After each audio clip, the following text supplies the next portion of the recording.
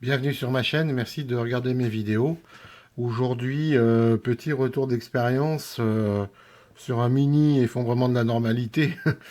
Quelque chose de très simple en fait. Tout simplement un problème de cumulus en fait. Mon cumulus a pété dans mon domicile.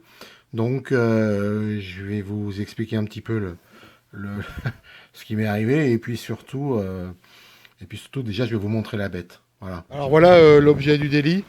Donc le cumulus.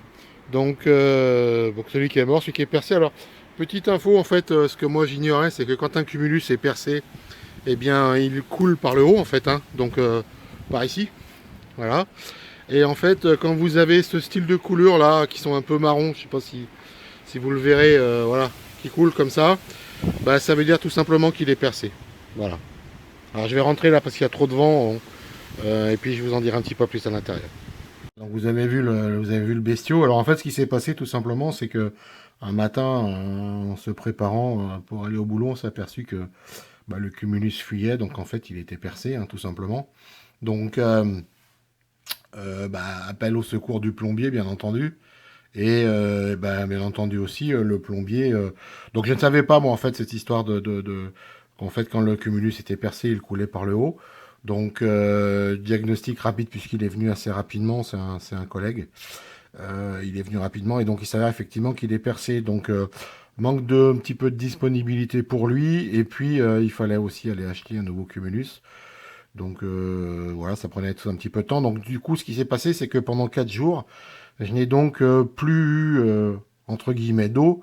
Donc en réalité, l'organisation qu'on a mis en place, c'est que, en tout cas au moins pour les douches et puis le minimum, on ouvrait quand même On avait coupé l'eau de manière générale parce que bien entendu ça fuit, donc ça coule. Donc on avait mis un bac pour récupérer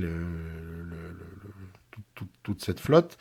Mais néanmoins, quand même, pour prendre les douches, on rouvrait le cumulus, enfin, on rouvrait l'eau pour pouvoir se doucher, en fait, tout simplement.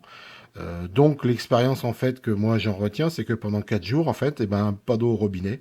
Alors, ça paraît toujours super con et assez drôle, mais en fait, c'est là qu'on s'aperçoit qu'on est vraiment dépendant de ce système-là de l'eau courante parce que indiscutablement, vous avez le réflexe toujours quand vous voulez vous laver les mains d'aller au robinet. Or, en fait, il n'y a pas d'eau au robinet. Aller aux toilettes, c'est pareil, hein, puisque malgré tout, à chaque fois que vous tirez la chasse, vous jetez entre 5 et 7 8 litres d'eau à ce téléphone. Bref. Donc, effectivement, problème de consommation d'eau instantanée, puisque quand on, c'est facile, on veut de l'eau, on ouvre le robinet. Donc, quand on l'a pas, eh ben ça devient vite chiant en fait.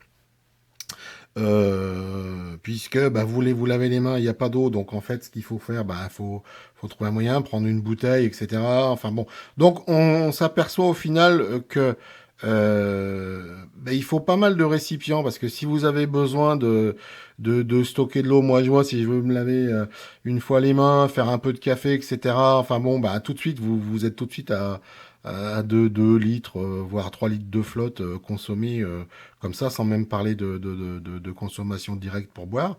Donc, la synthèse de tout ça, en fait, c'est que je pense qu'il faut stocker pas mal de... il faudrait garder pas mal de bouteilles en plastique, puisque, à partir du moment où elles sont propres, bien entendu, les conserver dans un endroit pour pouvoir s'en servir en cas de secours.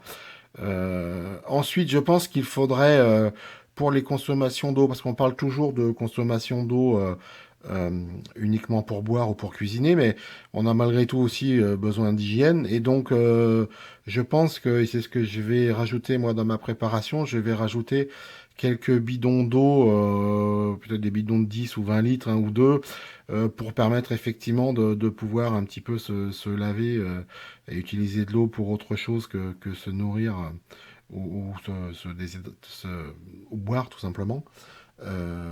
Donc je vais mettre ça, rajouter ça dans ma préparation. Dans le prolongement, je vais aussi réaliser certainement un toilette sec, une toilette sèche, je sais pas comment on dit. Donc éventuellement, dans le cadre d'une rupture de la normalité avec plus d'eau, bah, il faut y penser, hein, prévoir effectivement une toilette de secours des sacs pour traiter ceci. Voilà, donc je vais bricoler ça avec du matériel un peu de récup, faire un truc sympa pour au cas où effectivement on n'ait plus d'eau. Eh bien voilà, on traite aussi ce problème-là qui n'est certainement pas à négliger aussi. Voilà. Donc bon, le petit truc, c'est un petit partage d'expérience, hein, c'est gentil. Pour se rendre compte un petit peu du problème, malgré tout, moi, ce que je peux vous proposer, alors si vous n'avez pas d'enfants, parce que si vous avez des enfants, c'est toujours compliqué, mais pendant un week-end, vous voulez voir un peu ce que ça fait, ben, vous coupez l'eau à l'arrivée générale de votre domicile, et puis vous allez toucher du doigt un petit peu les problèmes qui apparaissent immédiatement, parce que ben, finalement, on est dans un monde moderne, et c'est vrai que on a l'électricité, on a l'eau courante. Moi, j'ai déjà eu pas d'électricité pendant 4 jours, mais j'ai eu l'eau. Quand on n'a pas d'eau, on peut toujours avoir l'électricité. Donc, bon, on compense toujours un petit peu, mais dans le cadre où après on a une rupture de la normalité avec ni eau ni électricité, là, je vous garantis que ça sera vraiment la galère. Voilà. Donc, d'où l'intérêt de bien se préparer, de compléter ça. Et je vous dis, tentez l'expérience. Vous pouvez le tenter en coupant l'eau à l'arrivée générale, et vous verrez pendant 2 jours un petit peu quelle solution il faut trouver pour pouvoir quand même se nourrir, s'hydrater et puis se laver. Voilà, avec l'hygiène. C'est pas simple. 2 jours, c'est rien du tout. Et puis la cerise sur le gâteau, c'est si effectivement on n'a ni eau courante ni électricité, vous pouvez aussi faire péter le disjoncteur du tableau électrique.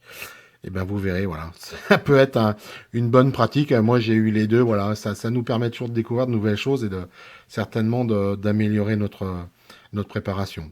Voilà, petit partage d'expérience. Voilà, donc ben, comme d'habitude, bonne continuation et puis n'hésitez pas à me laisser des commentaires ou si vous avez d'autres d'expériences aussi à partager, n'hésitez pas. Et puis ben comme d'habitude, restez aware. À bientôt.